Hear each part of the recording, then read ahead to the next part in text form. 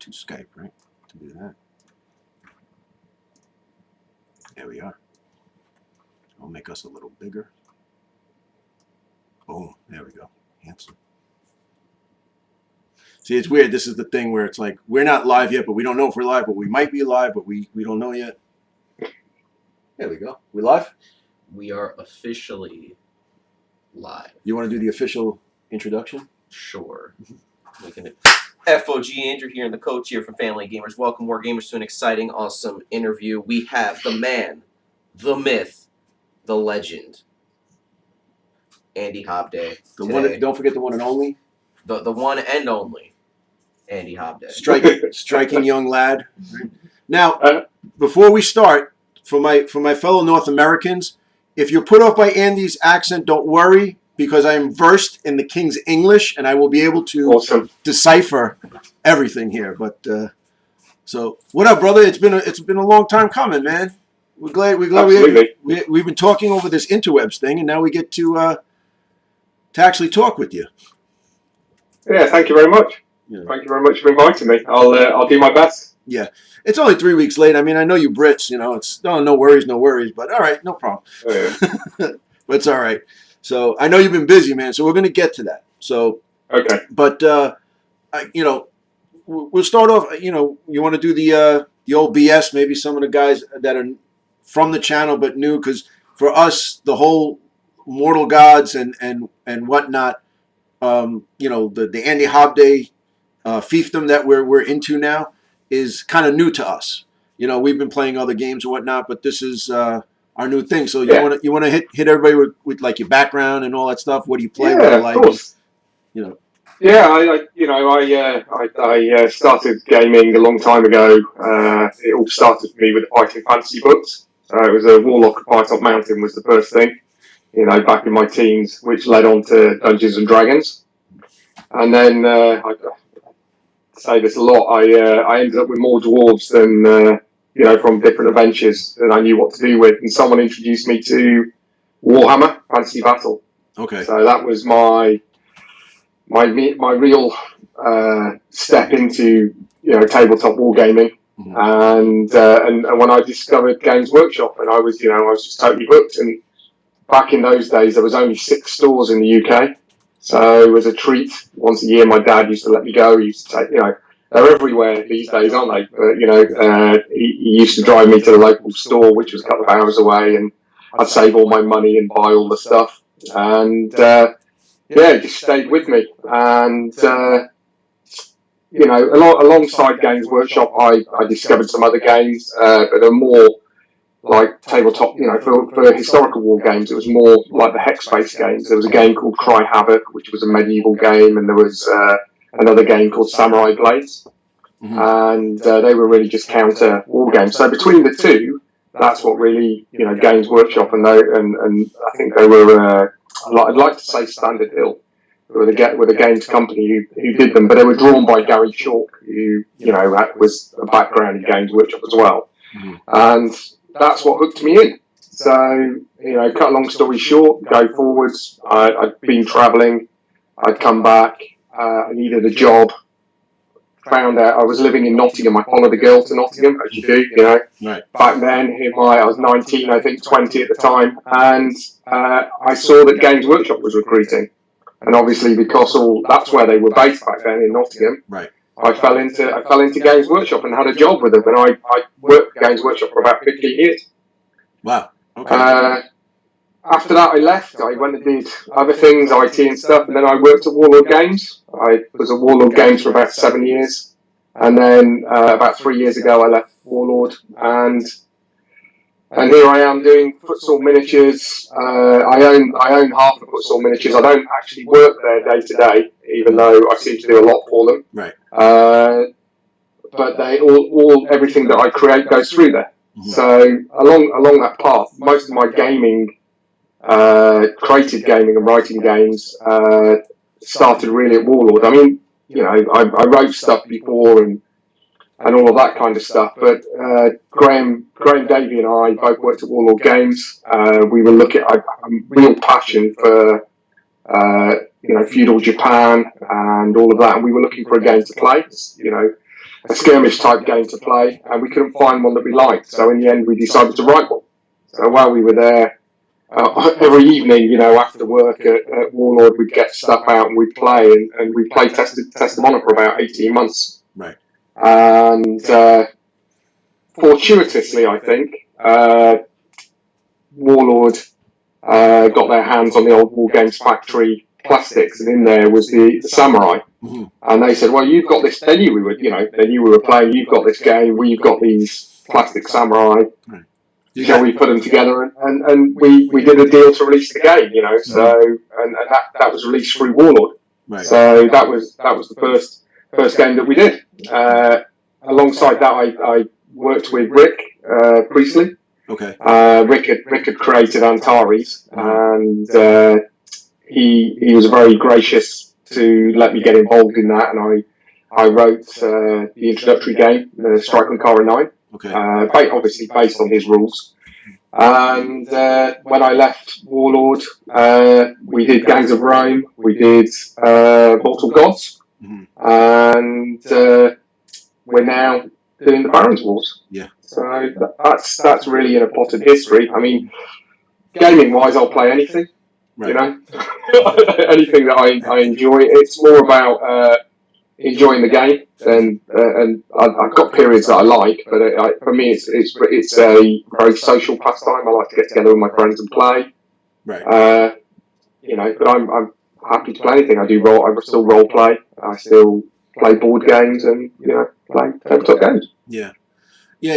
It's funny you were talking about Testavana. I want to hit on that.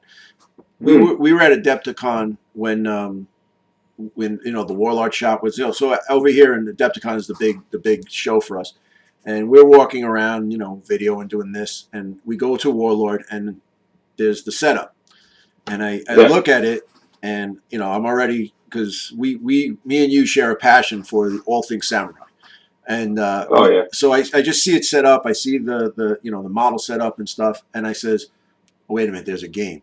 So he turns around and he goes, yeah, I know you're going to buy it. So I sit down, I do the demo, and I'm like, I already, well, show me how to play because I'm going to buy it anyway. So let's take it for a test drive.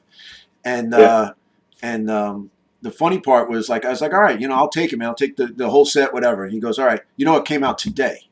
I said, what do you mean? He says, today's the first day, we're displaying Test of Honor today. It's the first day. Yeah. You're one of the first demo guys, and you're one of the first purchases. So I'm like, yes. So, But are you? I know Graham is. I've been following, and I was help play testing the second part. I mean, we love the game. We love the game. I love the whole fact of, I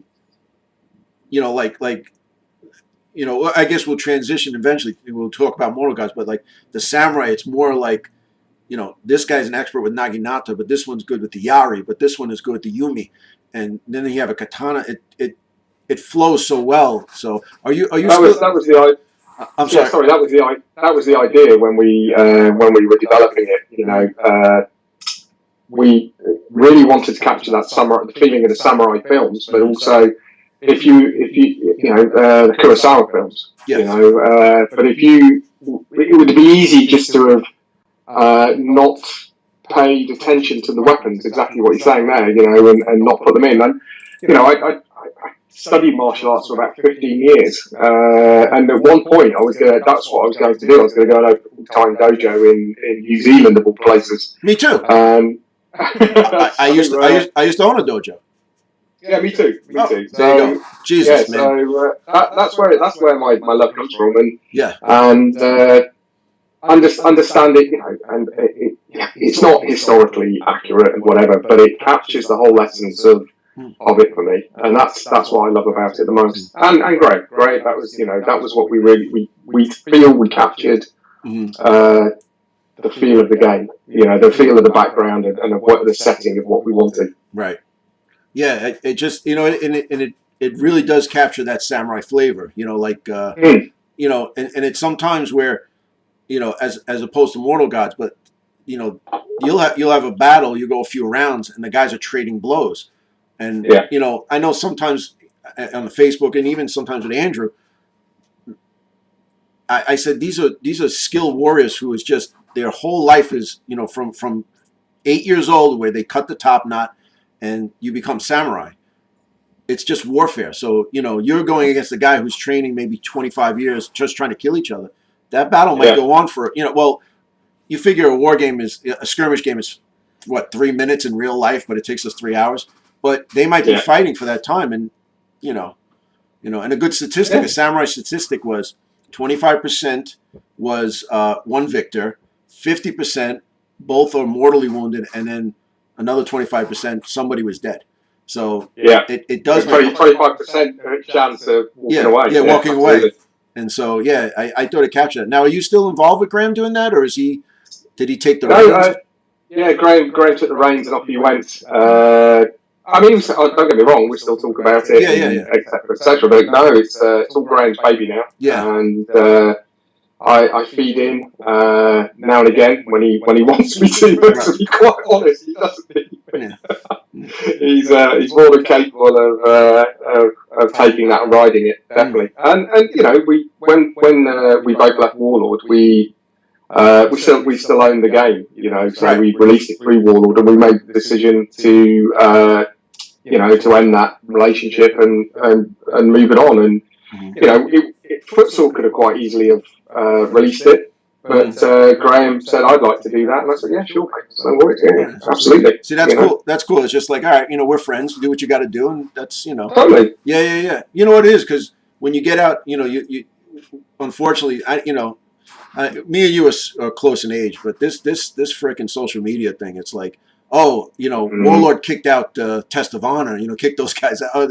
And I was like, and Graham wrote that long letter saying, no, we just, we parted ways, shook hands, and we're doing our own thing. I'm like, all right, that's cool. It's, you guys left, Graham left the nest to do his own thing. And I said, you know what, I'll tell you what, second edition's great. I can't wait for the new book too, Oh, me too. Yeah. No, we talked about the plans when we originally doing version 1. And we couldn't get it all in. It's great that he's gone back and he's doing that. Me too. I'm really excited for it, and I'm 100% behind him. And I'll do anything to keep Test of Honor as a success. For Graham, it's great. It's great. It's good that you two guys got together and did that and made such a good game, and it's still going. And honestly, I just can't wait to put stuff on fire. That's what I can't wait to do. So. I saw that. The images he released the other day. Yeah, they're amazing. And you know what? It's actually quite cool being in the group. And he seeing what he's releasing alongside you guys. And I'm loving that. Yeah, loving that. Oh, it's great. It's great. So let's move on. All right. So it's good because you're answering good questions. I got my crib notes here. So let's talk Mortal Gods, man. This game that you had thrown in our lap, which we were eternally grateful, and I got to tell you, we love it. It's just, it's great. But the thing that we really liked was, and we get this a lot, from doing the videos and whatnot, and in the chats and whatnot. We were very happy that it was, for whatever reason, was linked up to Test of Honor, and is a Test of Honor in Greece, but it's not Test of Honor in Greece. It holds its own, and it stands upon its own. It's not like if you all right, Test of Honor. There's a few mechanics, and now and then actually by playing Test of Honor, we picked up Mortal Gods like very very quickly. Because it built on that, but where did that whole idea for Mortal Gods come from? That's I love the whole look at going back to what we were talking about gaming things. I pick up on things that I like, the visually, and samurai look great, Greek hoplites look just amazing, and the whole paraphernalia. So that was the draw. They were another kind of warrior class that was quite iconic for me. Mm-hmm. So and I always wanted to do something with them, but and I don't mean this with any disrespect to anybody who does historical wargaming, but the idea of painting hundreds of Greek hoplites, lining them up in a phalanx and marching them across the board and pushing for a bit, and then one of them's breaking, the other one runs them down, doesn't appeal to me at all. Right. So they've got these great looking warriors, but I wasn't a big fan of their style of warfare. And I understood why they did it, etc. They were very successful. Mm-hmm. However, having done some research into it, I found this low cost term, which is like a ambush group, and these were a smaller group, mixed group of warriors that would go ahead of the party or be on the flanks, that kind of thing. And then from there, it was quite, this idea to create these smaller skirmishy forces, grew out of there. And why it's very much like Test of Honor is, I'll be honest, the easy thing was, we'll just call it Test of Courage. Right. And we'll put hoplites in and off we go. Right. It's Test of Honor in Greece. That was the initial way we started with it, and then we started playing.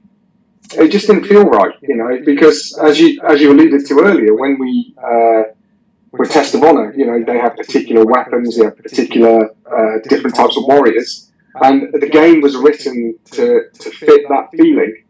So just replicating that in Greece, it didn't work. The mechanics sort of worked, but the way that the game played didn't work. So we started that way, and then we just stripped it right back. And the major thing I wanted to keep, which was a bit that I really liked, was the blind draw. Mm-hmm. So we kept that, and then we just built off of there. So and that's how it. That's why it kind of. Again, in a nutshell, that's why it feels like Test of Honor, but it's become something very different. Right. Yeah, that was the thing. Like a bunch of mechanics that we really liked was like the armor, where in Test of Honor, once you're gone, one of the strategies I like to do is hit my arrow guys and you defend yourself. Yeah. But then you're defenseless, and that was the one. It's going to be hard. It's like we love Test of Honor, but that's the one kind of thing that sticks in my craw is like the guy went, but then he's going to get shot with an arrow and he can't defend himself. I think that having the armor check, like you have, or if you have a heavy armor, medium armor, it's a good mechanic. I really do like that mechanic. It is, but when we did Test of Honor, again, what you were saying about skirmish being very quick, the idea of the turns in Test of Honor was it was meant to be split seconds. So. Right. When you have your round and everybody's taking their turn, I shoot. I'm not thinking of defending or the nature of the armor that they wore. Right. Which as I'm sure being interested, that kind of lacquered armor was very strong, very light. So we kind of decided to write that into the stats. Mm-hmm. So more about the dice. So when it comes to Test of Honor, it's more about where their attention is. Mm-hmm. More than anything else based on their activations. So that's why the only real change for armour is obviously if you've got someone who's unarmoured, they get one less dice. So it kind of works that way. But why armour became such a factor in Mortal Gods was because their armour is such a big deal. Mm-hmm. In the same way that a katana is a big deal. Right. For a samurai, the bronze or the I can't remember what it's called. The lacquered. It wasn't their lacquered armor, but that kind of. I'm sure someone will pick me up on it. But they're kind of hard. It was. They call it the bogu. Yeah, that was for the Greeks. That was it's very characteristic of that. So and the big shield. So we had to make a thing of that. That really is why it was in there. Mm-hmm. But yeah, no, you're right. You could mix it around. You could flip it. Right. Until you can. Yeah, and then the leader ability that the guys inherently give out orders. When you have 3 activations and you're actually able to move troops around, we love that. That a lot of times it's if you've seen the videos, we've gone every round 1 has gone to the 3rd omen token at the very end. It's like so we were talking the other day. The last video we did. The first round took us how long? It was about 2 hours. Yeah. It took us 2 hours. When you're playing, we're filming, so it doubles the time. But we went the first and then the second round almost went to the the 3rd omen token was like that and maybe 2 other tokens. So it's for us. Yeah. But being able to give the have the troops move twice, or potentially move twice, is tremendous. Or and my favorite out of all the guys, the slingers are fantastic. Oh yeah. They never disappoint. Every game we've ever played, the arrows are pretty good. The javelin guys, we call them like a hybrid. Because you could fight with them, or then they could step back and throw, whatever. Yeah. But the slingers, man, they never miss. The 10 inches, it just that's crazy. And it's that trade off with them, isn't it? Because if someone charges them, they're toast. Yeah. Really. But you want to get them in close, so you get 2 shots. Right. So it's how you use them, and then having a commander to move it. It kind of that's the difference, I think, between the two. Yeah, that was the strategy, and that's what I always. Every time there's a slinger, I just run at him. I'm not letting you. I'm not letting you throw 2, or 4 at me because you have a command dice. So now another thing too is we now we're going to hit you now that we got you. Okay. All right. So not only the round bases, but we have the phalanx bases, the triangle bases. Okay. Yep. But we load up the table. All right. We put like. In when the Greeks used to fight, it's like, all right, we're going to go over here, that big open space, and we're gonna kill each other. They'd actually have designated battlefields that they can keep going back to. Yeah, well, it's like in the old days. I'm going to kick your ass. I'll meet you after school behind the dumpster. Yes. It was the designated place. So we're going to meet over here where there's no ruins, there's no nothing. But for us, that's not a Mortal Gods feel. It's Mortal Gods, like you said, is kind of this. All right, we're marching across. We're ambushed, or some kind of thing like that. But we load up. We just love terrain, loading up the table. But we were trying to figure out, and this is now. I've been waiting to do the interview. The phalanx, how mechanics wise, or maybe tip wise, as we're using it, because how would you use it at that? Because I know coming up, there was never a point. And then what happened was I finally made a phalanx. We were playing when we were learning. I made the phalanx, but then my guys took an injury and they had to break up. So what's the basis behind it? Any tips to help us out when Yeah, the idea behind it, we had and I get gently chided a lot about the phalanx because it's only 9 guys. And that's like you're right. Right, but all right. Let's take that out. It's a skirmish game. Of course it is. When we were creating it, we wanted, because again, Greek hoplites would form up. That's the way they fought. So we had to include that in there some way. And while we were playtesting, we were trying over and over and over again to come up with a name for that formation, and we ended up just calling it phalanx. And I said, look, we're going to be damned if we do, damned if we don't. So let's just call it phalanx, and everybody can get that. So that's why it's called a phalanx, but it isn't really. The reason for it is that tactically there's two uses I use it for. One is you can start in a phalanx. There's nothing in the rules that says that you can't. So obviously, as you're drawing the pebbles, it'll allow you to move 3 guys on 1 pebble. Right. So you can it gets that deployment quite quickly. So that's a really good use for it, and get you guys across. And obviously, they get their defense as they're moving. So that's the positive. The negative, obviously, is the scenery, because they need clear channels to move in. So part of that is you really have to set them up in the right way. Mm-hmm. Or, it's a very good defensive position to take. So if you're playing an objective game, you could take it with 3 individual bases, get one on to push back, the other guys follow in, and then form up. Okay.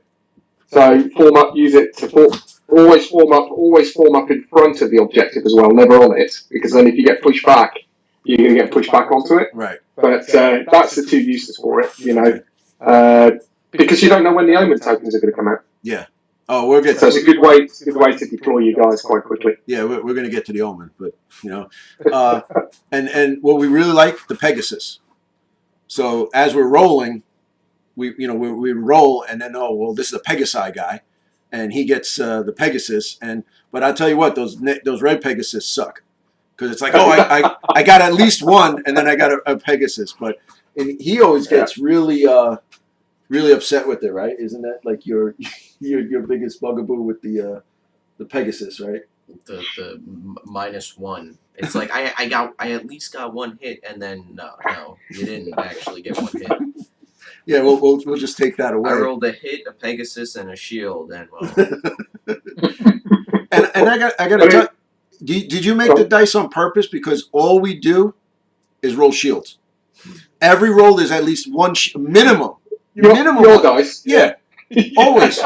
No, damage, one dice. And we go, okay, I hit you for 3, and he says, oh, I'm gonna roll for armor or defense. Well, we know you're getting at least 1. So, or if we get 1 damage, it's always like, well, no matter, he's gonna negate it. It's always 1 shield pops up, no matter what. Yeah. So the spread of the dice are quite, it's you've got a better chance of hitting depending, and the Pegasuses give you that extra spread, gives you that extra range. That's why they're on there. And going forwards, we'll use them more and more because we'll start to use them to unlock, buff different things, different abilities. So that's the idea with them. Nice. It gives you something a bit extra on the dice. Okay, good. So the Pegasi guys are going to get stronger. That's good. We like that. Yeah. I love that. I love the critical damage where you could follow up. I think that like Ancient Warriors, you cut a guy in half, and it's like you get that blood up, and you get yes, and you should be able to you get a free move or free attack. I think that in all games should be that way. But it doesn't happen often. You got to get a critical damage. But I love that. Totally. Yeah. Because without and you're right, and you hit the nail absolutely on the head. It is that bloodlust, and the adrenaline kicks in, and they just all at that moment they feel invincible and off they go. Right. Yeah. Usually though, for me especially, that next one, the free one's usually just getting into combat and standing there because I never do anything. It's just the way it is. All right. So now the real thing that we love, right? The omen cards. All right. Yeah. Well, they're either an omen card or they're oman cards, because the gods are so fickle, and well, he always gets good buffs.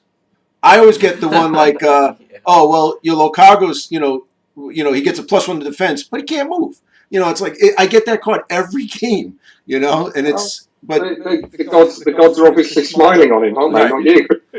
you might need to sacrifice something before the game. I can't. If I sacrifice the firstborn, I got nobody to play with. So it's I'm stuck with him. But what I like about the omen cards is a lot of games, other games have done something like that. Like the one that really comes to mind is we used to play Mars Attacks, Mantic's Mars Attacks, and their thing was like, oh, there's a burning cow. Or there's this, and Ronnie said it's the wacky part of it. I like the fact that you took this and made it where something's going to happen, but it's like it's cool. Oh, it's foggy. Everybody's can't see. -1, or it's really bad. It's not silly. It's like that sucks, but all right, I get it. Oh, the omen. The eagles are flying the wrong way. We can't do. It makes sense. It's perfect. Yeah. Well, we actually, that's from research. Some of that, it started with the idea that we were reading around the subject, for playtesting and stuff. Because what I didn't like was when we started, you drew an omen pebble, because they're great to have in the bag, because that not knowing when your turn's going to end is. It makes you make some decisions. Right. But when you drew an omen pebble and there was nothing happening, it was a disadvantage. It was like miss a go. So that's where the omen cards came from, and then we wanted to really make them fit in with the game. So we just went back and read these things, and there's stories of battles happening where they do rock up, and the eagle flies the wrong way across the battlefield, and they go, "That's a bad omen." Turn around and go home. Yeah. And it actually happened. Yeah. So that's where they started, and then after that, we could just make some up and add them in, and that's where it came from. But the whole thing was to add to that flavour, and they're a good bit for me too, and I also think what makes the Omen cards is the illustrations, Yes. and they were Steve Beckett. He really drew those and added the flavour to them, I think. Yeah. No, it's all between the rule book, between the artwork in the rule book. Andrew's hoping to be a designer, so he picks apart the rule book. So, right. What did you think of like the Mortal Gods, the rule book and stuff? I look in the rule book and I'm like, oh, I like how this is laid out. I like where this is. I like how that is, and I look at it and I'm like, man, this is a really nice rule book, So now, Andy, you can sleep at night that Andrew approves of that's very your kind. rule book, But I'll be honest, and having your approval's good. That's a big thing for me. But I have guys who are very good at that sort of thing who do it for me. Right. It wasn't me. I just hand over a Word document. Right. And the guys take that and they lay that out. Yeah. So there's a real skill in that. I mean, we go through it, and funny enough, I've got it here. I'm just going through this is the Barons War printout at the moment, so I'm going through and annotating it. So you go backwards and forwards quite a lot, but knowing that at the end, when someone like yourself, Andrew, has got it and you like it, that's a big thumbs up for me. And because sometimes you get a rule book and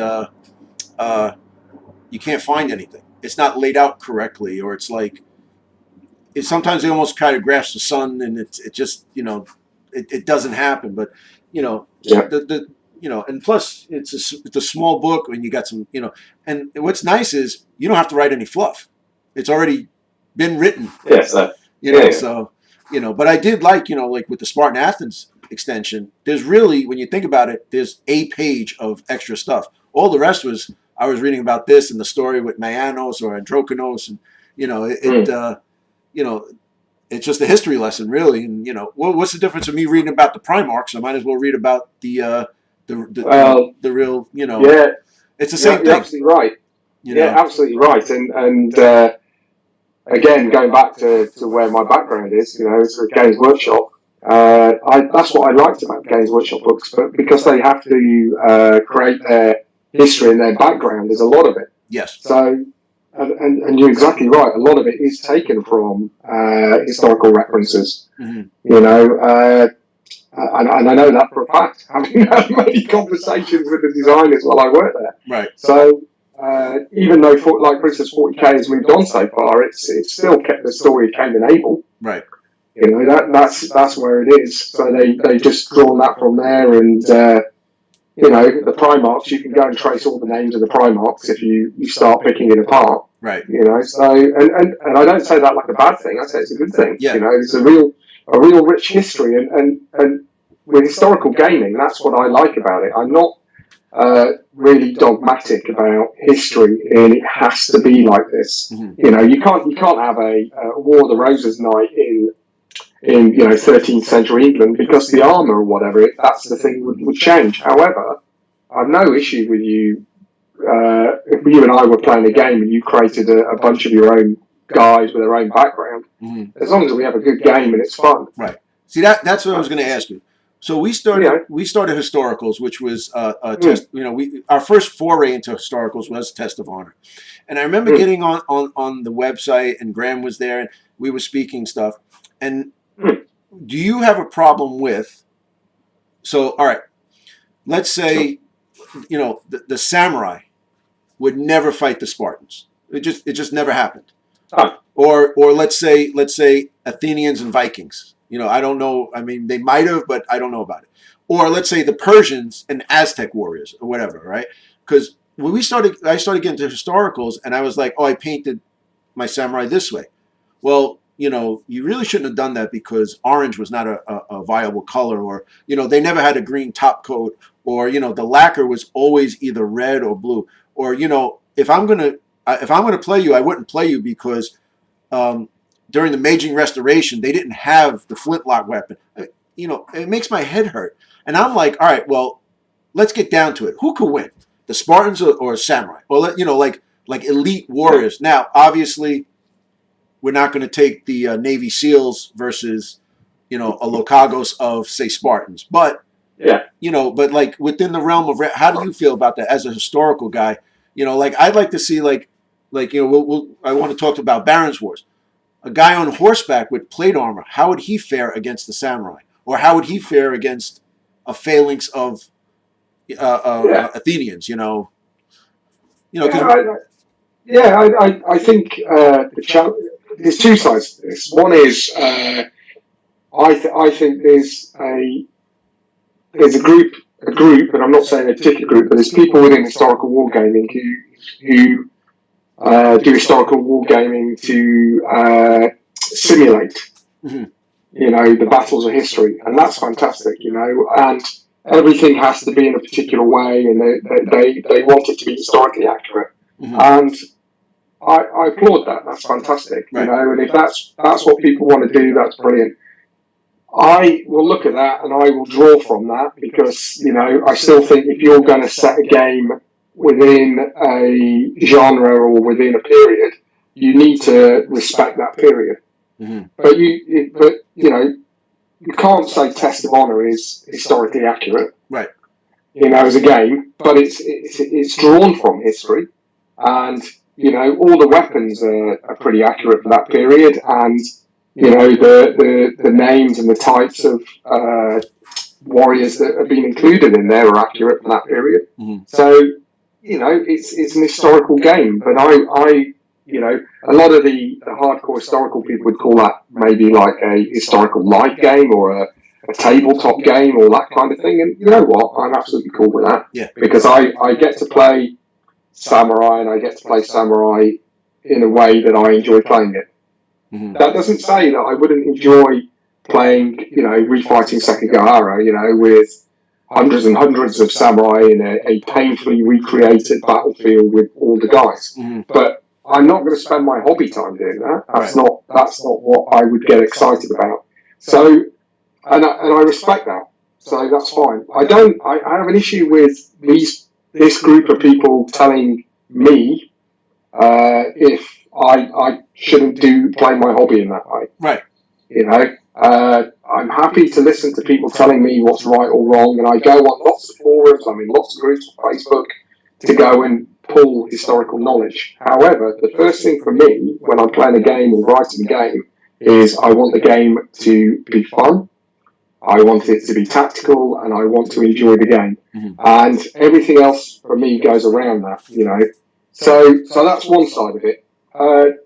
Refighting, different warriors against different warriors. Yeah, absolutely. Why not? Why not? Right. If it's going to be fun, why not? I think the challenge you have with historical games by doing that is, I'm talking from my own point of view. I haven't written Mortal Gods to include Vikings or Samurai or whatever. Mm-hmm. So it'd be very, when you're working out the mechanics and balancing the forces, it would be very different to bring them in. Right. And make that work. However, if you were writing a game, a skirmish game where the whole premise of the game was, let's take all of these great archetypes from history and put them all in together and see how they fare, and you're balancing the mechanics and the rules of the game for those types, then why not? Right. Why not? Why not? If you want to fight a War of the Roses knight in his plate mail against a samurai with a katana, why not? But the game should be structured to allow that to happen. Right. I think. That sounds like a good time to me, man. And yeah, why not? And I tried to. I was, I get, I an hour later, I'm mad at myself that I get drawn into these because it was like it was Test of Honor. One of the guys was saying about like, well, during, if it was me, I would not let you play it because they didn't have this, or like the naginata. And you know what I hate too is when they're wrong. And what I mean, I don't want to, but it's like, well, the naginata was a women's weapon. Well, no, it wasn't. No, well, it was. No, well, I took, but when I was doing Yagyu Shinkageru, there was the whole 12 kata with the naginata. The only reason it was given to the women is because it was lighter and it had a longer range. So the women used that. It suited what they wanted them to use. They picked a weapon that would work. Right, but traveling across the battlefield, there was armies with the naginata. So and then but I don't like during the before the Meiji Restoration, it was like this and that. And well, at that time we couldn't do it, but you'd have to maybe do it in, let's say, the Aztecs were still fighting with the slings and arrows and stuff, but at the time in Japan they had a democracy and I mean a feudal system, whatever. Yeah. But you can kind of figure. I would like to see all right. I got a whole mess of Viking miniatures. Let's see if they can fight the Spartans. Let's I don't know why, or like even tank games. The Japan never fought Germany, but I'd like to see that what would happen within the realm of the game. There's no. I'm glad you're the same thing. Hey, whatever. If you want to have fun, do whatever you want. You want to grab some Space Marines and put them against samurai? Go ahead. As long as long as it works. I think you just agree, don't you, that that's what you're doing, and if someone doesn't want to do that, then that's fine too, isn't it? Yeah. Life's too short. Yeah, man. To argue about all of that, really. Yeah. And also, but there's a flip side to this as well. It's accepting when I'm quite happy to accept when I'm wrong. Yes. So I'm quite happy to go there and have a discussion, and I'll say this, and someone says, "Oh, that's not true." It's like, "Oh, great, brilliant! I've learned something." Right. And but the social media is a brilliant thing, I think, but it's also a real curse. And what it does is it's allowed a lot of us to talk and connect and discuss gaming, and we all like to do that here in Hobby. Unfortunately, there's lots of different people in the world, and the way that they are, and the filter that they have, and all of that kind of thing. Right. And and also they're from different countries and different social etiquette in different countries. So sometimes it's very difficult to be communicating, and we're all on the same page, I think, as well. At the end of the day, when it comes to gaming, I write games that I want to play. And I have a group of guys I play with, and we all play in the same way. Right. And we're very open, and we'd like people to come and play, and we do all of that stuff, and it's all cool. However, I know I'm very aware there's other people playing other ways, and that's cool too. Mm-hmm. And I'm sure there's as many people who like Test of Honor or Mortal Gods or the Barons War when it comes, or whatever else. As many people who like it, there'll be people who hate it. Yeah. You can't click everybody's boxes. You just can't. No, absolutely. Someone said something to me the other day. I mentioned last night, actually. It's like people who write music. If I was a musician and I wanted to write music, to please people, what would I write? Musicians write the music that they feel or they enjoy, and they sing about things that they care about. And their fans, or the people who like their music for that. And I think it's the same when you create any sort of creative. You attract like-minded people, mm-hmm. and and there'll be people who don't like you, and the people who hate you, and there's people who doubt you. But I don't have personally. Yeah. Well, we have the two rule system that we use. Yeah. So me and you have a discussion. We might not disagree, but rule number 1 is don't be a dick. And rule number 2 is always remember rule number 1, and you can never go wrong. Totally. Well, you know what? You made a good point. I don't agree with it, but whatever. So but I think that comes with wisdom. It comes with the age and wisdom, because I hate people who fight about things that really just don't matter. It's like that would never happen. All right, well, I don't care. We're having when you think about it, we're just having it's a game. We're having fun. So just shut up and roll some dice, man. It's just that's what really it comes down to. But then again, like you said, you wrote Test of Honor, which the rule set is solid. It makes that much more enjoyable, and it makes it easier for us to enjoy the game, because there's no too many clinks or whatever. I mean, we have issues, but we can work through those issues. And if anything, with us, is roll a test of courage and figure it out. Yeah, great. So now.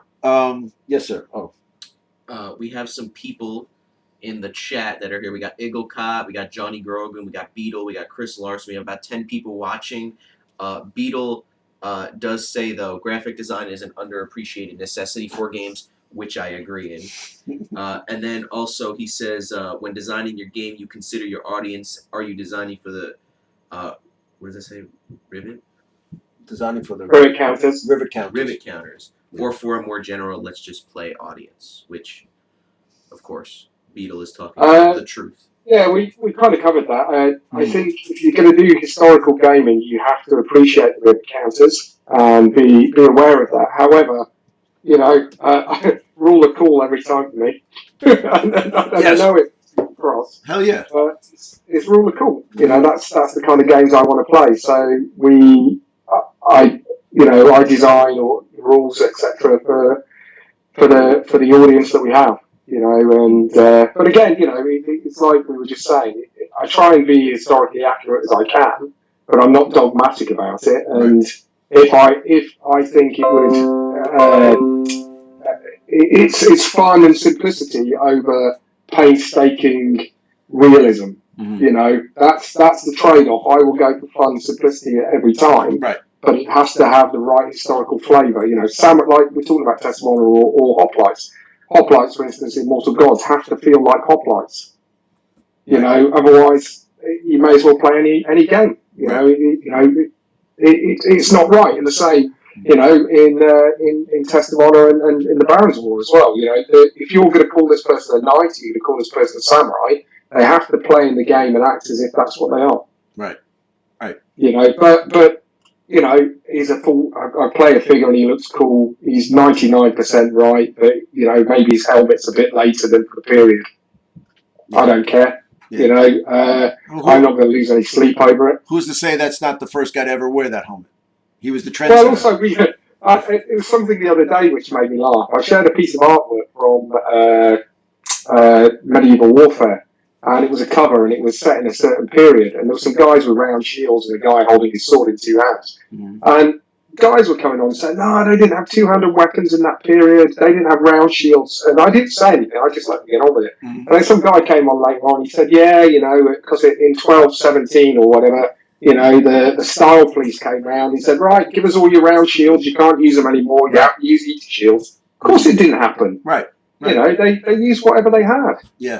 Predominantly they moved towards heater shields or whatever, or the particular knightly shield that you have. But I'm sure some people still had a round shield, and maybe the sword is designed for using in one hand, which it was. But why wouldn't he hold it in two hands for the? It can go too far. You mean to tell me in the history of everything, no one has ever used two hands on a one-handed sword for a chop?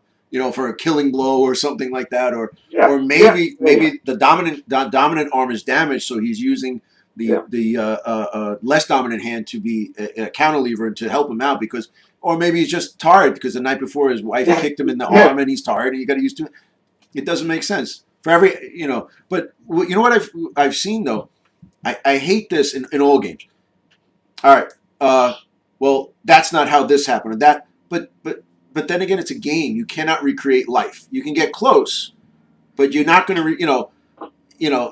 Maybe I woke up with a hangover, and now we're going into battle, and stuff happens. But you'll never recreate it 100%. But as long as it's like you said, as long as it's fun and it's solid, you still have to have good rules though. You have to. Because of a game, and you have to respect history. Yes. Don't get me. Just a part you can't see, but I've got a pile of history books here like this on the side of my desk.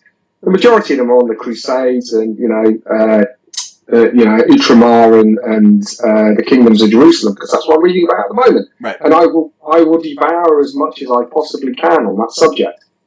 Because I want to understand it, while we're writing it. And maybe that's why, when we take that and we do it, like the Barons War, I've got virtually half a library on books around the Barons War, which I've devoured. But, the amount of that's gone into the rules is very, very small amount. Right. But maybe that's what we do. We can take that and we can distill it into something that's simple. Mm-hmm. I don't know. And then you could add stuff in next edition. Say, I always wanted to do this, but we're not ready. And then through years of play testing, feedback, and whatever, you're like, oh, now we're ready to do this. You know. So you're right, and I tell you what's really interesting as well. I think Games Workshop are the cause of this, the causation for it. Mm-hmm. But you play their sci-fi game 40k. That's it, with the same miniatures and everything has to be like that. I've never any game that I've ever released. I've never said that's the definitive samurai game, or that's the definitive ancients game, or that's the definitive medieval game. Right. It's a game in that period. So I'm not trying to challenge the what's out there, or the norm, or shake it up. What we're trying to do is, like we say, bring a fun game out for people to play, and you play it if you want or not, and we'll create a community around that, and we'll support it and move it forwards. Yeah. Maybe that's it. I don't know. I struggle with it a bit, in that respect, because it means a lot to me, history, because otherwise I wouldn't play historical games. Right. But not enough to get bent out of shape about it. Yeah.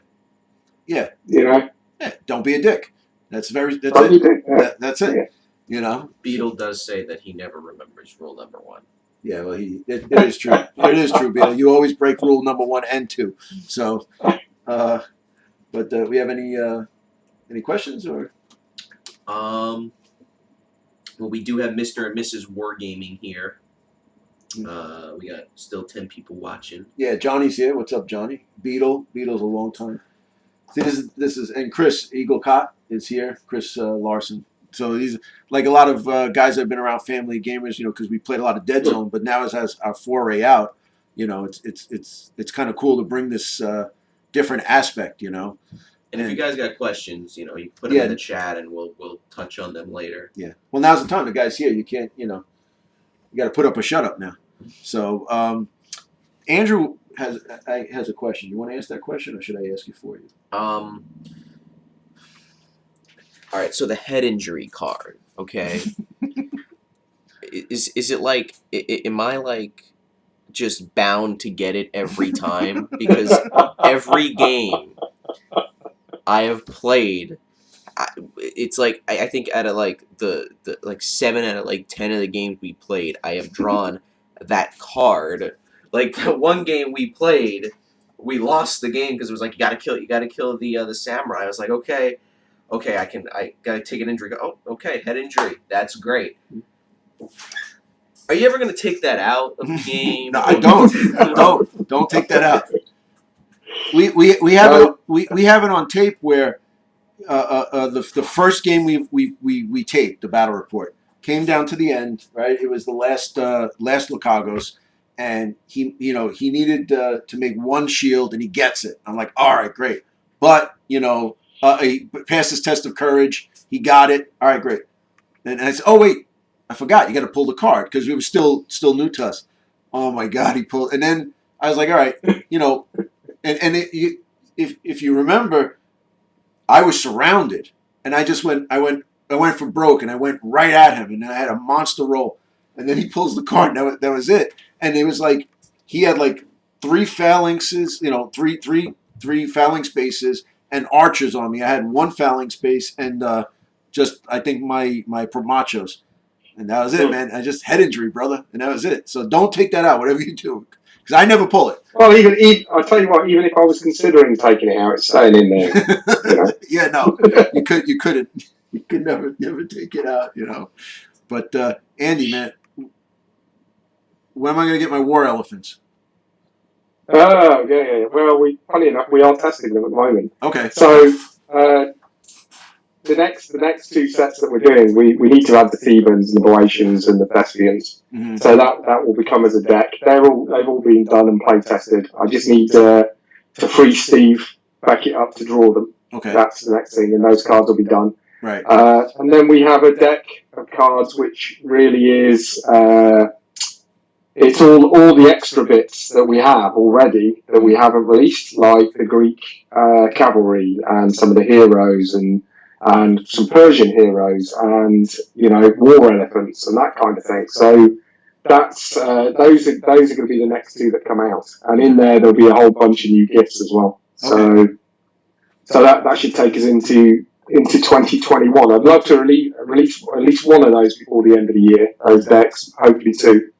Right. So, but we've got Mythic. The Mythic general release will be out next month. So that's the next thing that's coming, and we're started to have heroes made as well. So there's still a lot going on. Yeah. More to go. So there's plenty coming. So now we unfortunately it's one of those things that I kicking myself because I missed the Mythic Kickstarter. I would have loved to back it and do it. Yeah. But so now, how do you explain to historical people that you might have to fight a Hydra or a Medusa or something, or Zeus himself? But so where did that come from?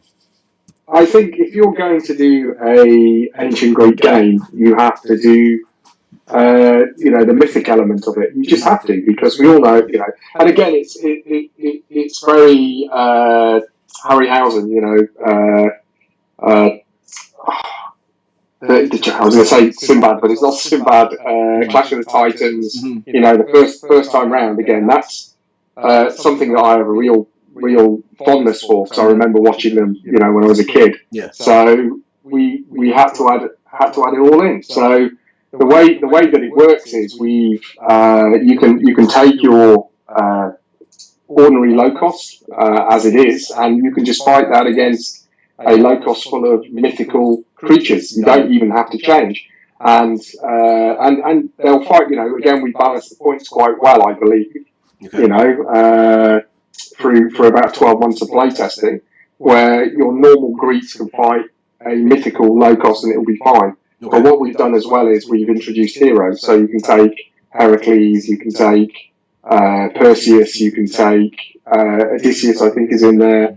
We got Jason and the Argonauts, etc. So you can add those as well to your normal low cost to lead them, and fight a mythical low cost. So obviously you have to have a Hydra, you have to have a Cyclops, because they're all of the creatures from the myths. Right. So, and do you know what? I don't. When you're asking how am I going to explain, I don't really need to. Do you know why? Because the number one thing that we were asked for as soon as we released Mortal Gods was, when are you going to do mythic creatures? Right. Number one thing. So that's it would have been remiss not to. Yeah. I'm just busting balls, but I understand. But yeah, of course. It's hard because we haven't gotten there. I'm waiting for the release so we can get them. But it's like I'm glad it's like the mechanic is there for Mortal Gods, which we know is solid. And but like how would Mayanos fight Zeus? It's like but if you do the gods don't actually come down. So what you have is you have priests that. They work like your low costs. Okay. So they, you can. There's a couple of ways you can use the creatures. There's a ruling that you can add. That's my dog barking. If you can hear me, I'm sorry. Okay. You can have the Hydra on the table as like an NPC. Mm-hmm. So you can add that to your scenario, and when you draw an Omen pebble, the person who draws it gets to move it and use it. Oh, okay. So that adds that element to it. Or you can have it, or you can have your Hydra in your force, as part of your force. So that's the way it works. Okay. Leonis is pretty tough. We know he's pretty tough, and his failing is that he'll always fight. Right. So Leonis would be against most of the heroes are probably at the same level as he is. Mm-hmm. Maybe just a little bit higher, but not much. But what makes the mythic bit different is they have what's called mythic defense. Mm-hmm. So if you're a creature that is mythical or a hero, you always get to roll on mythic defense if someone's wounded you who isn't mythical. Okay. So that's the kind of like the trade-off, really. So. Unfortunately, Jonas, he every time he gets hit and he can't save, he's gonna take damage. However, Jason, on the other hand, he would even if he hasn't got actions to defend with, he will always get a chance to save against non-mythical creatures. Okay. So that's what makes them mythical, really. And I know it doesn't sound much, but when you're in the game, no, their staying power, it really changes it. Yeah, that makes sense because, you know, a guy shoots an arrow at Jason, but he has some kind of thing about him, you know, like let's say a magical force field that he can use. It makes sense, you know. Yeah, it's like having an invulnerability save, Right. you know, as a Space Marine Terminator, that kind of thing. Yeah. You know. However, if you're mythical and against a mythical creature, then that's different. Yeah, and all bets are off. It's kind of not. Yeah. So then there comes the strategy. As I build my list, I have to make sure that I have to account for the mythical, the non-mythical, and you know, all right, well, I'm taking mostly Spartans, but I got to get a few of these guys, and maybe take 2 heroes just in case to deal with that. So that goes back to that's good old-fashioned list building wargaming. If you build a crappy, you build a crappy list, that's on you. That's then of course. Build a better list. And that's where playtesting comes in, isn't it? You try out all of the different options that you can. Oh, But what we have also included in Mythic is there's a gift where, excuse me, you can gift one of your normal heroes Mythic defense if you pay the points. So it's like Zeus has blessed them for the battle, which happened. Yeah. Oh yeah. Or you look in the bush and there's this beautiful sword that all of a sudden shows up, or a shield, or a mechanized owl might even help you. If I love the latest version, the later version of Clash of the Titans, and then they pull up Bubo and he's like, no, just don't even leave that aside, So that was what it was. As I was painting up the Mortal God stuff, I'm like, all right, let me look, and I watched 300, I watched Rise of an Empire, and then I watched the old Clash of the Titans, but then I was like, I got to watch the new one, and back to back. Yeah. Oh yeah. We should get big scorpions too, man. Like those dust guys or whatever. That put it like me. I'm all in, man. Put everything in there. So. We've started making some more monsters. So we released what we did. So we got Trish Morrison is Trish Cardan now. She's making Cerberus at the moment, and we'll start to go back and we'll start to add to what we have. Yeah. So we picked the core ones first, and there's more on the way. Yeah, a buddy of mine is just like, he's like, no matter what, I'm getting the Minotaur. I'm going to play, build everything around the Minotaur. He says he just wants, I don't care. I'm playing a Minotaur. So it's lovely. That Minotaur is beautiful. Yeah. It's really good size as well. Right. So I haven't actually got one yet. Really? Funny enough, I keep asking for one, and I haven't got one. You got to pull rank, man. You got to start, Yeah. Well, they all the ones that we made went out for the Kickstarter, so we made sure that everybody got theirs first. Yeah. So maybe it's about time I got one. Yeah. Well, if you want, I know a website, Footsore Miniatures. You could just order one for yourself. And, awesome, thank you. Do a pre-release. You guys got to put that up, man. I want to see, because I know I've been going back to Kickstarter and seeing everything on Facebook, but I don't know what I want to order because it's not up there yet. Well, I think it's going. There you go. It's going up on Sunday. I think. Funny enough, on pre-order.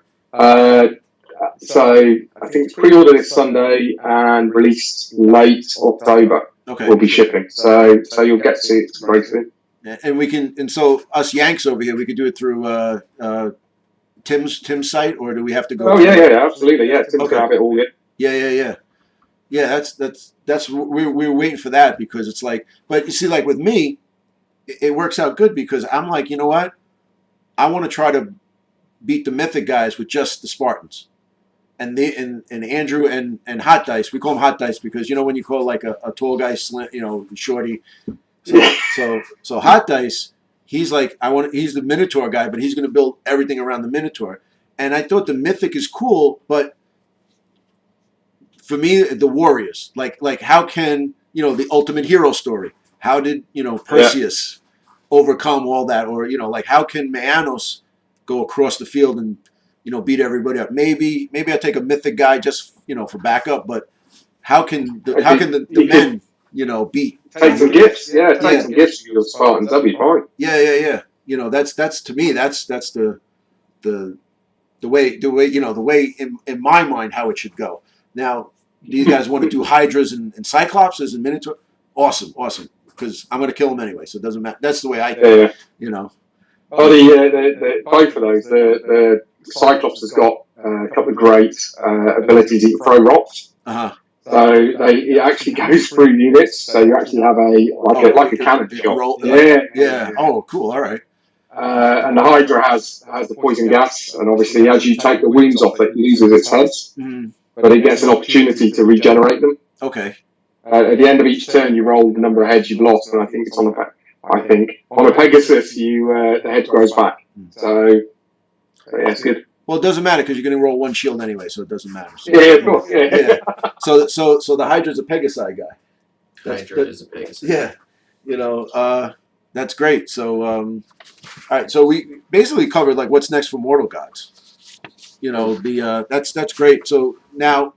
Well, the last thing we haven't mentioned for the non-mythical people, all the stuff that's missing, like Persian chariots, the Egyptian marines, they've all been commissioned now. Okay. So they'll be along shortly. Now, so all the gaps will be filled. Now, is that going to be through Vitrix, or is that through Footstore, or like? It'll be through Footstore. Yeah. Okay. They're Footstore. Yeah.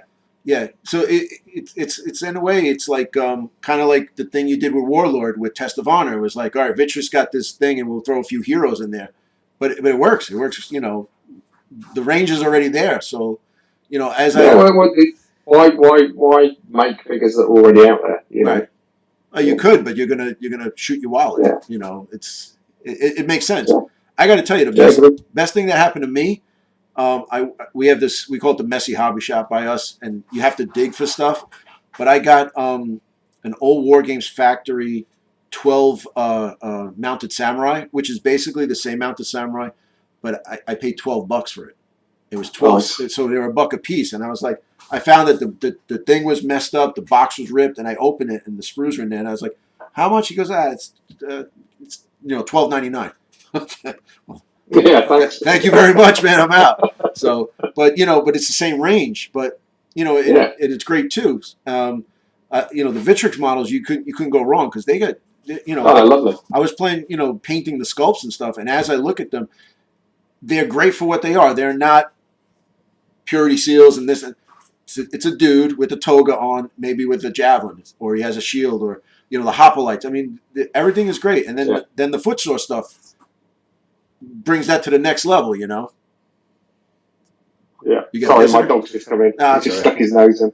Yeah, no, I agree. I totally agree. But again, though, the problem is you could make. We're talking about the historical side of things. Mm-hmm. You could make the most beautiful historical miniatures, but people in historical gaming don't want to pay the price for them. Right. They in their head. The historical miniature is £1.50, or $2, and that's what they'll pay for miniature. Right. So it's really difficult. I want to make beautiful, beautiful historical miniatures, but then obviously if you work with the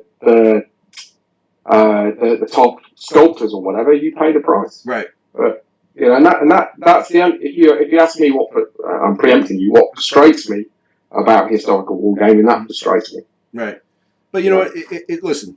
If you're in the wargaming hobby and you don't think you're going to spend any money, then you should go I don't know, collect baseball cards or something. You have, listen, some guys are outrageous. We could both agree that, and like you said too. All right, so now we agree that Mortal Gods has a solid rule set.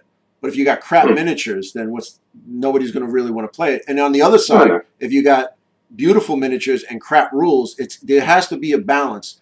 You'll never make the perfect rule set, but you'll strive for it. But the miniatures you can make, you can make them beautiful. I mean, you've been around a long time. How many games do you know that you're like, oh man, look at those models, are great. Man, I tried that game. It's just not for me. But the models are beautiful. Totally, it goes back to what the chap in the chat asked about design. It's that having someone, graphic designers, design your rules. I think you owe it to people. If you want someone to read your rules or play your games, you need to make nice looking rules and nice games. And it's the same with miniatures. You need to make nice miniatures. However, that isn't an excuse to write, a rubbish rule set. Right. Well, then But just unfortunately, release the minis.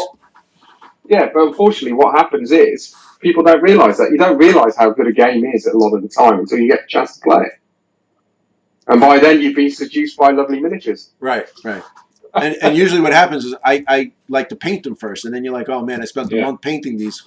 Well, they're going up on the shelf, because God forbid I get rid of them. But I understand. So we got some questions. Well, modeling for advantage is in here. Oh, in the chat, my boys. They said just started on Mortal God's journey. Put paint on the first model today. All right. So modeling for. Wait, hold on. Tell Andy modeling for advantage. How did you find out about Mortal Gods? we all know the answer. And Andy, he watched our video and then said, "Oh, I'm going to order it." I'm just putting it out there for you. So. Good man. No, I appreciate your videos. They're awesome. We love it, man. We love it. We appreciate you taking the time, sending us the stuff, and hopefully we've accomplished the goal. Totally. Well, you know what? Just talking to you now, it shows me it has, because you enjoy playing the game. That's enough for me. Yeah. Oh yeah. And he did answer. He said that it was us. Yeah, it was us. See, just now. Thank you. It's been documented for all prosperity and posterity. Johnny Grogan says, "Thanks guys for making this happen. Really enjoying the battle reports." Dino Titan Edition says he has a really important question. He wants to know when we will see additional Tribali cards for the Thracians.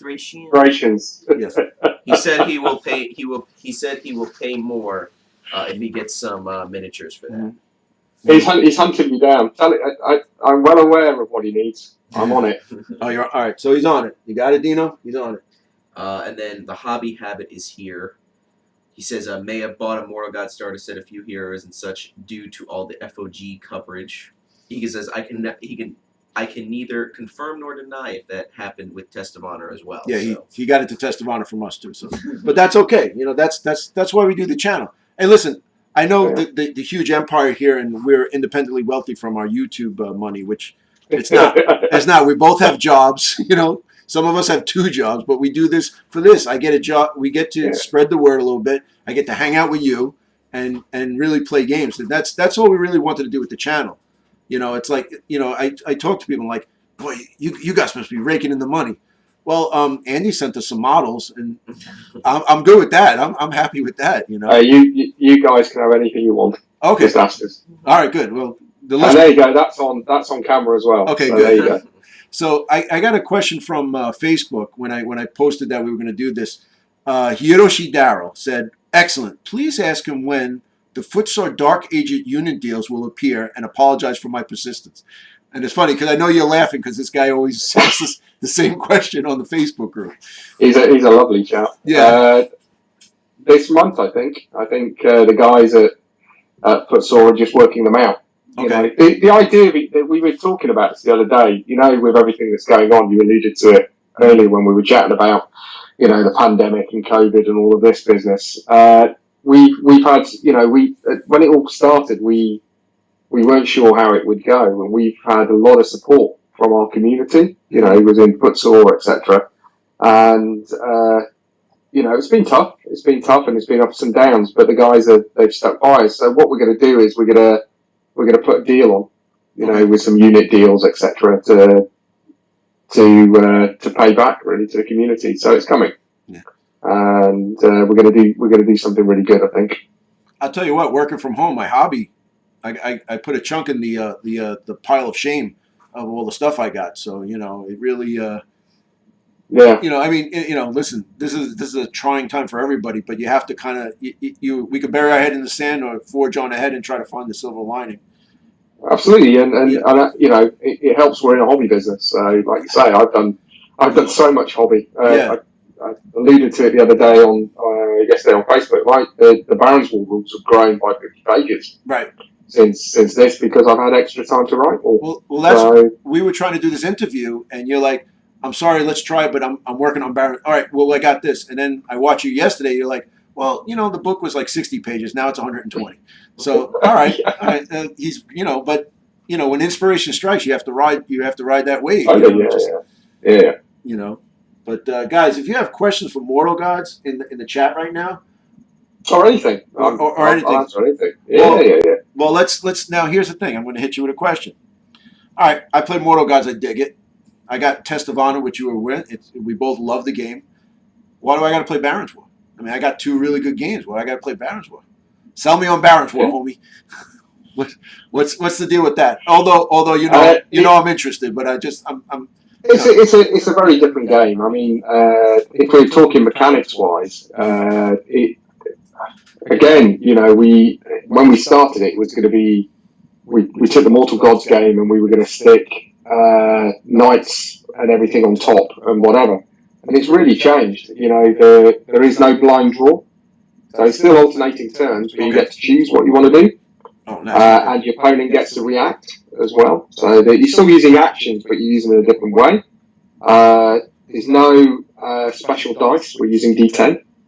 Oh. So, and the reason we're using D10 is just because it gives you a wider range of percentages. Right. So that works. Your units can be any size. So we've really opened that up because because you're having mounted knights, you want to have more guys in your unit. So we've really opened that up. There's a minimum. You have to have a minimum of 3 foot and minimum of 2 mounted, but you can have 10 guys on horse if you want. You can the actual. So let's take spearmen for instance. Your units you take a spearman, but there's like different classes of spearmen. So it depends on their experience. So you choose what experience you want. Then you choose what armor you want to give them. And you choose what weapons you want to give them, etc., etc. So all of a sudden, every unit spearman in your force can be different. So we've kind of gone back a bit to the old days where it really, we're talking about army list building. This really is about list building. Right. Where, so every point you spend is quite key of how you spend it. Mm. So what that allows us to do is, and this is a big selling point for the Baron's War for me, is every single person's retinue can be different. Right. You can really, really personalise it. And how they're built is you build your individual groups, and they build up into your retinue. Mm-hmm. And each of those groups can have their own character. You can add leaders into them. You can add priests into them. You can really go to town on how you want that structure to be. Mm-hmm. So that makes the whole thing very interesting. The gameplay is very similar. You take turns to go. Mm-hmm. So it's not I move all mine, you move all yours. Okay. But like I said, you choose your activations. The command structure is still there. So you have command groups and you have a commander. He can give orders. So that still happens. And in the same way, you can only give one order per group. But they have to take a morale test to see if they'll actually do it. Right. There's a morale. The morale of your troops is quite important. So as you take casualties, your morale increases, your morale dice, and that then starts to affect your rolls and how you interact with each other. So, and that can go up and down, and it's affected by your commanders as well. So yeah, there's a lot of nuance to it. However, again, if you played Test of Honor, you played Mortal Gods, the overarching feel of the game will be very similar, mm-hmm. but everything is different. Right. If that makes sense, yeah. Everything is different. So. See, because I was looking some of the pictures with the tokens. The tokens seem different, like with the other than the artwork, but like there's a bunch of tokens on the table. Yeah. And if you take a pebble, like the Mortal Gods pebbles, it's the same kind of thing. So you'd activate by giving someone a white pebble to activate, or a token in Test of Honor. In this instance, you choose what you want them to do. So there's combat, there's defense, there's special abilities you can activate. Mm-hmm. There's broken, they can be rally, etc., etc. Combat can be hand to hand, it can be shooting. There's run, move token will allow you to do different things. So you're choosing what the action is. So you put this particular token down to show how they've activated. So that's really behind there. And there's some actions that you can only do once a round. So that's why they've got particular tokens, and there's certain tokens that do certain things. Wow, that's cool. So now, how big? How big is it? Skirmish game, or is it a war game, or what's? It's I'd still call it a skirmish game. It's not, and only because of differentiating between mass rank game, right? You know, like the new Oathmark or Warhammer, that kind of thing, Fantasy Battle. You know, it's a skirmish game because there's guys around bases. However, you know, you can play as small as 500 points, which will give you 15, 20 dudes on the table, or you can play 1,000 points, which will give you 30, 40 guys. You could play 2,000 points if you wanted, you know.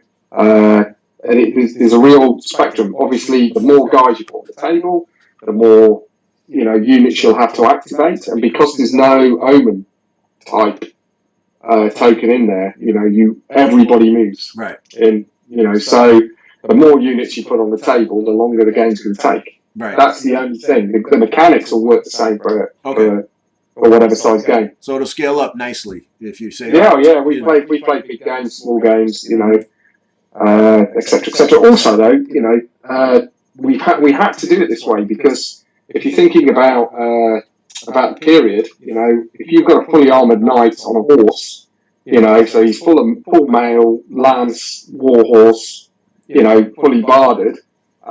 He's going to be a lot of points and he's going to cause a lot of damage, and it would be very rare that knights would die.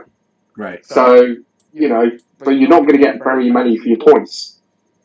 Mm-hmm. So, you know, we have to balance that. You get one knight. I mean, you have a knight, or you can have about, you know, 8 or 10 spearmen. You know, that's kind of like the trade-off in the game. Yeah. So that's why the points can sink in. But, you know, you don't have to take any knights at all if you don't want to. Right. You know, so we've done that too. So if you want to refight Robin Hood, you know, and have Robin Hood leading you guys, you can if you want to, you know, fighting the evil sheriff. Right. Which isn't historically accurate, I know. Yeah, but whatever. Or anybody says anything. Yeah, but rule of cool. That's it. Rule of cool. You can't do the Barons' War period without doing Robin Hood and King John. Right. You know, and then so that's you could hoard the border. You go elite. You have that option to do that. Yeah. Now is it? I know historically with the barons, like Baron A over here was rich, so his guys were very well. You know, he had a would you call it an army or whatever? It's a retinue. Okay. So they would have a household. So a very rich baron would have a cadre of elite troops around him, and the reason being why his would be bigger because he would have to pay for them all, right? You know, and support them. That was all. But also they used a lot of mercenaries at the time as well, so they would have to pay for those too. So you know, the richer you are, the better troops you can have, right? You know, so but there's that whole feudalism, and it was structured in that way that you know a baron was only someone who was gifted some land, and it went all the way back to William the Conqueror. You know, so when William the Conqueror came in 1066, you know, the head of this Norman army, when he won at Hastings, everybody thinks, oh right, we're all Norman now. It took 10 years of strife afterwards, really, for him to conquer England. But in his head, when he landed and he won at Hastings, he owned England. Right.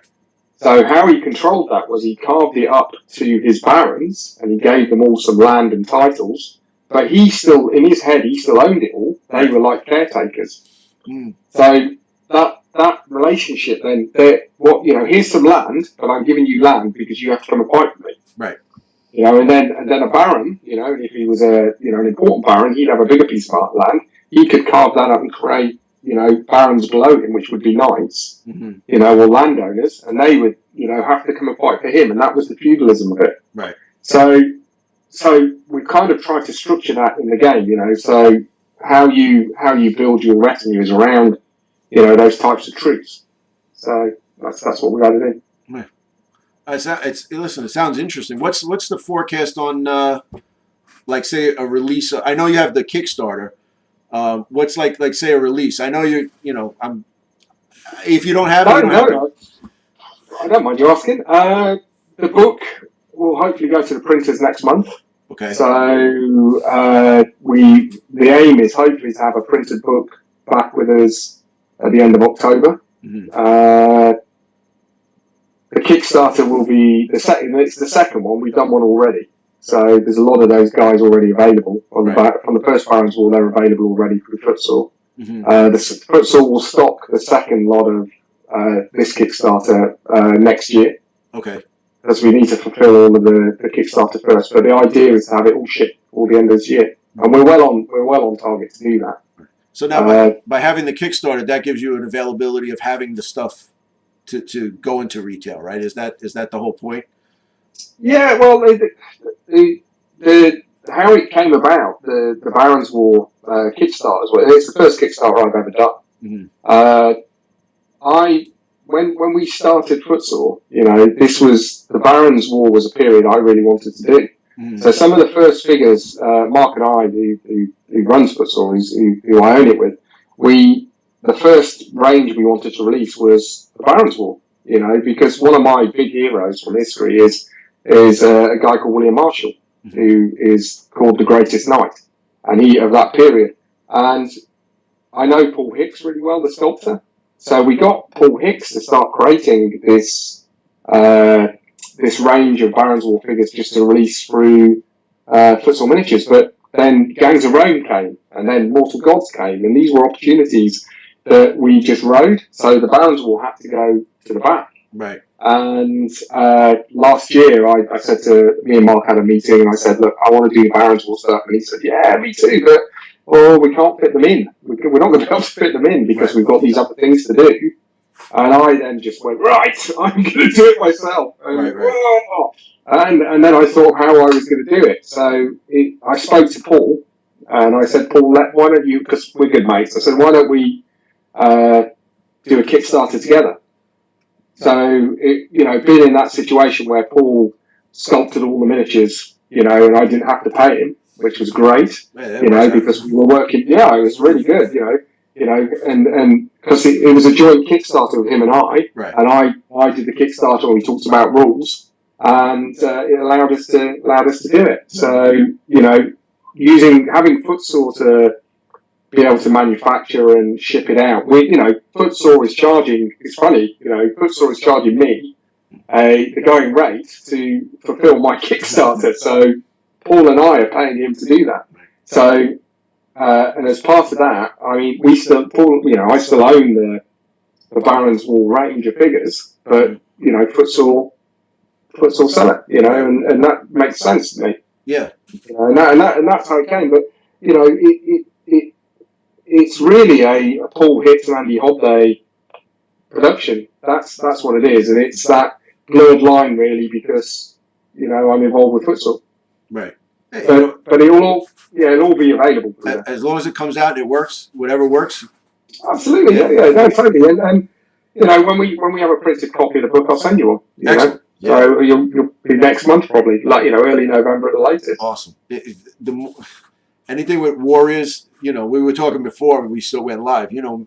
Anything with Warriors, man. A sword and a shield, I'm good.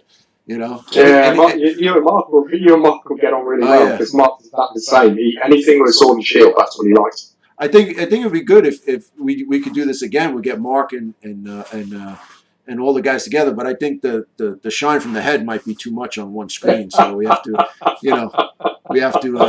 maybe put put a thing, get them heads apart. The energy might be, So, yeah, yes, sir. We have a couple of questions. Nice. from some people. Modeling for Advantage asks about the models in the main set. Are the models with molded cuirasses intended to be heavy and the leather medium? Yes. Yes. Medium more for me would be helmet, shield, and I think it's cotton. It's a light stiffened cotton. The linen. I'm showing being really, really not cool with this, am I? But that it's like Kevlar. The stiffened material. So don't be under any illusion that the bronze is any stronger than than the actual material version. You know, it was just an age thing. However, visually, helmet, armor, shield, heavy. Right. Helmet, shield, medium, really. No helmet, shield, light. That's the way I look at it. Right.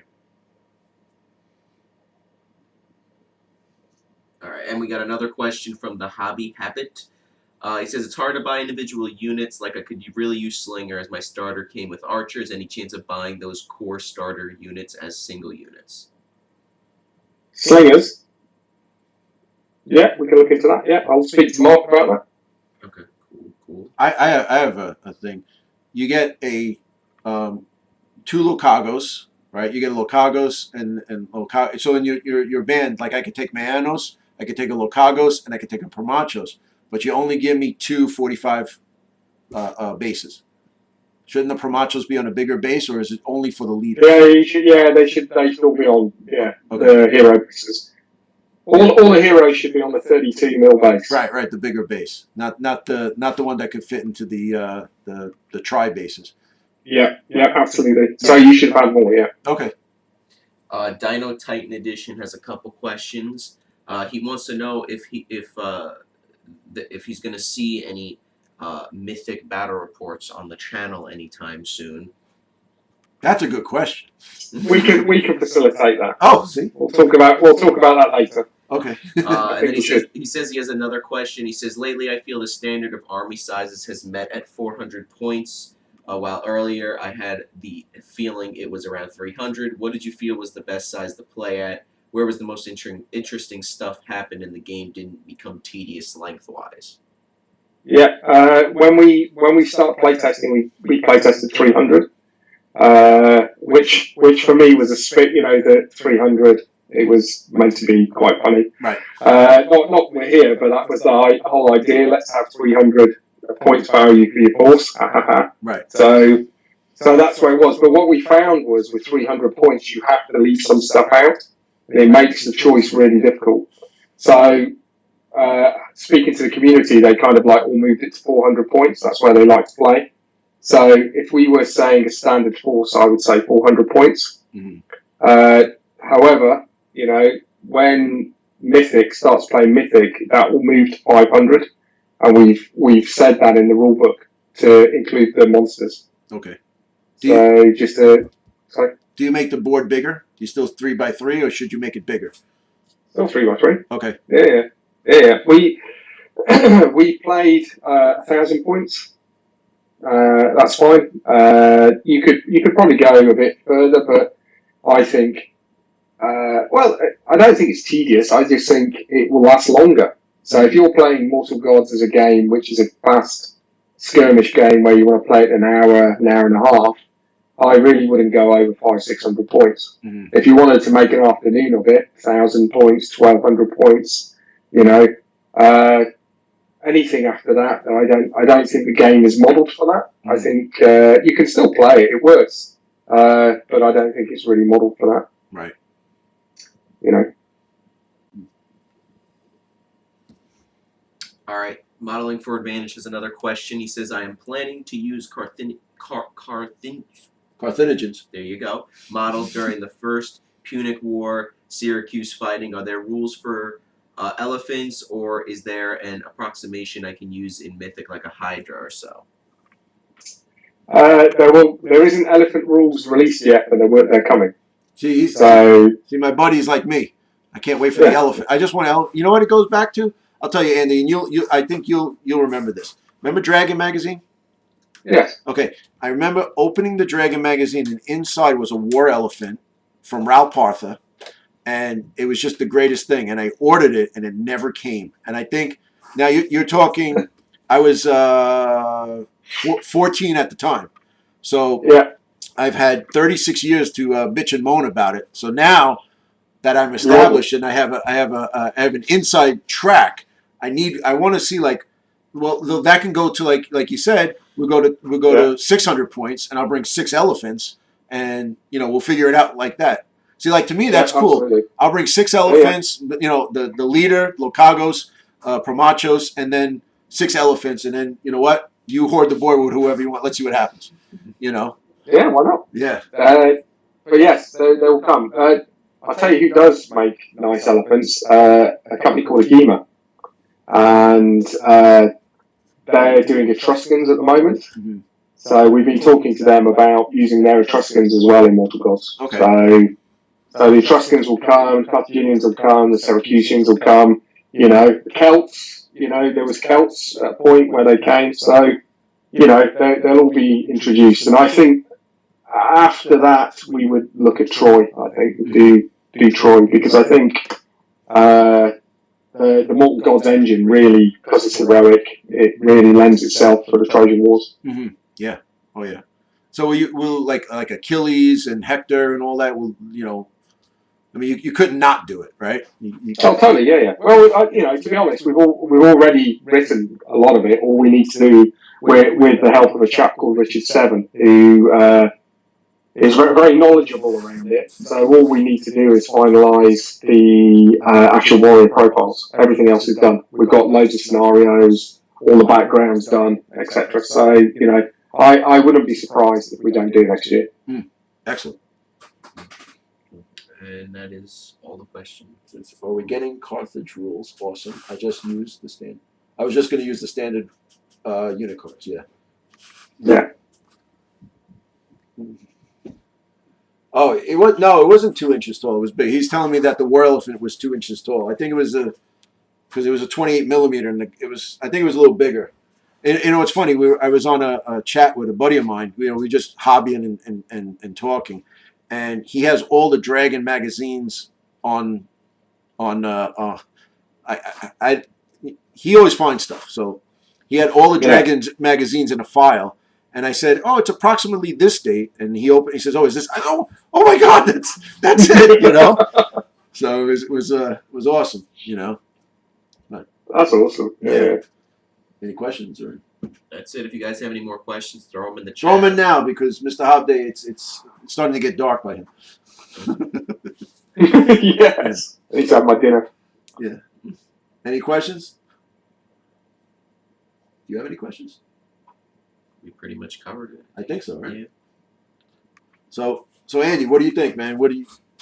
I mean, I got to tell you, we'd like tickle pink, like being Johnny kind of facilitated, says, "Listen, get in touch with this guy and do this," and then we started talking, and then we were able to do the videos and stuff, which was fantastic. We love the game. I'll tell you, we're Mortal Gods, for life. We're gonna get tattoos of Mortal Gods and stuff. We're gonna do it. Andrew's gonna get it across. Pegasus, yeah. Yeah, he's gonna get on his chest Mortal Gods on the back. I'm a Pegasi guy. Which actually somebody said that we should sell like Family Gamers. I'm a Pegasi guy on the back. So I said, all right, that's Okay. we'll get some meme merch that we do. But yeah, we're digging it, man. Like we said, from Test of Honor to Mortal Gods to now, I'm excited about Baron's Wars and the stuff. It's just you're doing the right thing. We're digging the stuff. So if we can say we're fans, we really are, because it's if I'm going to spend some money and time and hobby time into something, I wanted to do something where it's enjoyable, but also has some kind of meaning or it meaningful in the way that it's not a crap game. It's something good and something memorable. Yeah. And I think you've like I said, you checked all the boxes, and we're really, it's really, you're doing a great job. I think keep it up. Really, we're loving it. So I don't know how much more I can gush, but you know what I mean. No, mate, honestly, just the fact that you're enjoying playing the games is enough. Okay. That's enough for me. And it's that's what it's all about, isn't it? Mm. Yeah. That's what it is. And you guys, you got in touch. You wanted to make some videos. You made some great videos, and we're really pleased you did that. So if we can continue to support you, we're happy to send you stuff. No problem. We're happy to do it. I got a lot of ideas, so don't go nowhere. No plans. Anything else? See, you got Kaiser with the freaking question. I'm trying to get out of here. Go ahead. Modeling for Advantage says cavalry for Mortal Gods ? Yes. There's rules. I put a card up the other day. Mm-hmm. I have the card done. You know, the Thracians, Thracians have cards, and the Persians have cards for cavalry. There's a Thessalian Greek cavalry card, which is an orange one, which we've had for ages, and it will go in that deck of many things. Mm-hmm. So I think it's 43 points. There's an orange card somewhere. I'll drop the card into the Mortal Gods group on Facebook, so if people want to just print it off for now and use it, they can. Okay. You know. But yeah, it's done. It's been done. It's my fault. It's been done for a long time. So now the next step for Mortal Gods. I know you covered a lot of things. This is coming out. This is coming out. This is coming out. Is it going to be Mortal Gods second edition, or is it just like, all right, well, this is more toys to play with? Because Mortal Gods is what, a year old? Yeah, March. We pre-ordered March 2019, and it sold out before we launched it. Right. So we had to get it reprinted, and then it was launched in June, July last year. So it's about, 15 months old? It's a baby. 16 months old? Yeah, it's still a baby. And you know... it doesn't need a second edition. It doesn't need a second edition. No. There's still plenty of stuff to come yet. But at some point, because we've released it in the way we have, where here's this piece and that piece, and at some point it'd be good to, you know, collate it all together, I think. Maybe we'll do that at some point. I'd like to, you know, you guys have beaten us to it because we haven't done it. I'm so pleased you did. I'd like to do some videos, you know, how to play videos and all of that stuff. And one of the things we're going to do with the Barons War is we're going to bring out a community website, because we found that there's a lot of people who don't like to use Facebook.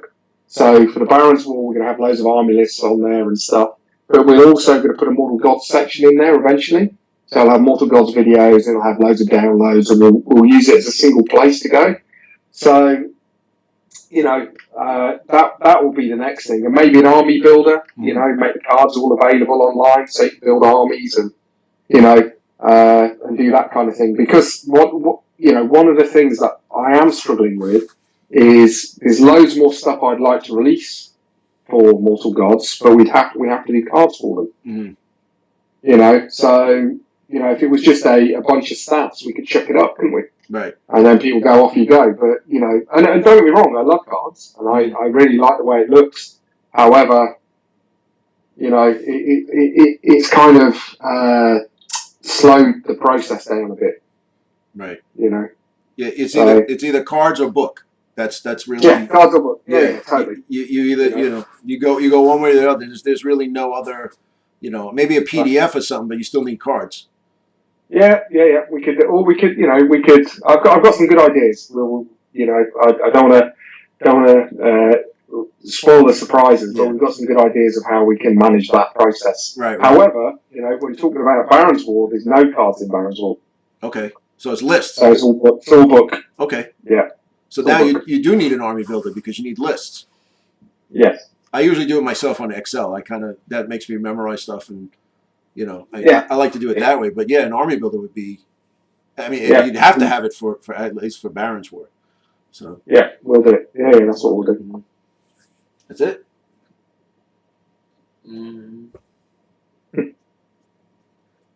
Barons War basing. Another question for Modeling for Advantage. Barons War basing. Will it be on rounds still, or can we multi-base for the new game? I have put in the rules. Funny enough, I've put in the rules that there is 25mm rounds for infantry, 25 by 50 mil hill base for cavalry. However, I've also given a caveat in there, because I know what everybody's like. They'll just base them however they want to do that. So you can do that too. But it is individually based. Right. But if you're not doing a tournament where everything has to be precise, you can do whatever the hell you want, really. You know. So if I want to put them on a 32 mil base, well, that's on me. You know. Up to you, yeah. As long as you, and I've said this in the rules, as long as you and your opponent are happy there. Right. I don't care. Yeah. Marky Farr, he square bases all the way. I have to make him use round bases. Right. But he will just use square bases. Everything's on square bases. So you have to tell him, Mark, you have to get some round bases or else.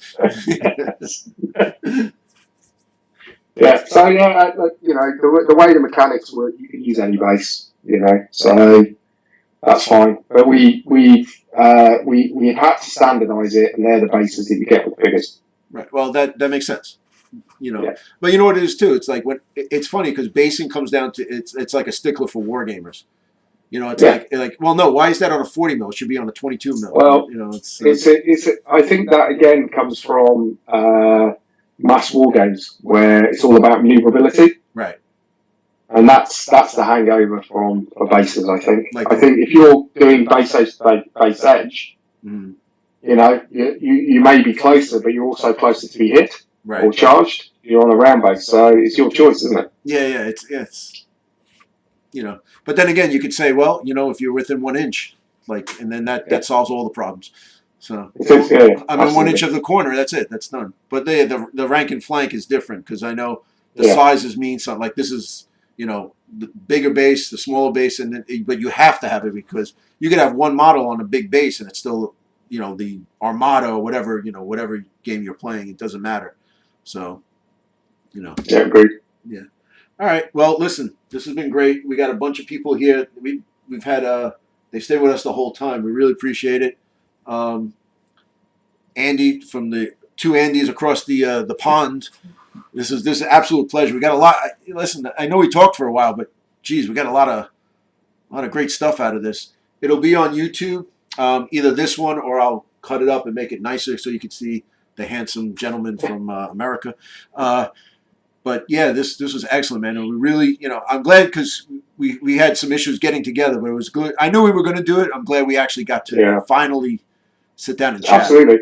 You know. Yeah, thank you for inviting me. I really appreciate it. Yeah, no, anytime you have carte blanche, you can come on anytime you want. Oh, that's very kind. Make some announcements or whatever. Yeah, no, definitely. You have a home here at Family Gamers. You're part of the family now. I got to send you a T-shirt. I'd love a T-shirt. Yes. Absolutely. So, you have anything, my brother? That's it. All right, guys. So, Andy, what about some links and stuff, all that good stuff? Sell some stuff. Put some miniatures. You know, and games pop along there. Everything's on the site. I'm all over Facebook. I have been quiet recently. For me, I've been quite quiet recently because I've been doing a lot of stuff offline, which is with the rules. But I have a Facebook page, not because I think I deserve one, but that's my work hobby page. I have a private page with about 40 friends, so don't be offended if I don't. If you send me a friend's request to that and I don't friend you, that has all my kids and stuff on. I don't share that. But if you wanna catch up with me, just find my page, Andy Hobday, and I'll message me, talk to me. I'm happy to talk through there as much as you want. But yeah, everything we have is, like I say, is all on Futsal. It's all on Futsal. So it's good. One stop shopping. And if you do send Andy a message, his secretary will say that he's not around, but he'll get back to you. That's absolutely right. Yeah. But I will. Yeah. That thing. Hey, Andy, thanks very much for your thing, but you know, right now it's like, you know, I was like, this son of a bitch. I just texted him a second ago. The secretary couldn't. But yeah, man. Oh, dude, it's been a blast. I guess we're gonna end the chat now, and we'll do this again sometime soon when we got more. Maybe after Barons War, we'll kind of break it down and we'll do it again. You know. Yeah. Well, maybe we just talk about Barons War. We'll send you some stuff. You can play some games, and then awesome. Yeah, we can get on and talk about it. Yeah, let's do that. All right, sounds good. All right, guys, thank you very much. Andrew's gonna do our standard exit. If you liked the video, give this video a like. Subscribe. We'll have more Mortal God stuff, Test of Honor stuff, all that good stuff coming out. Barons War. Barons War, of course. And yeah, that's about it, guys. So we'll see you in the next one. And you got a point. That's what we do. Boom. Excellent. All right, now how the hell we get out of here? End stream.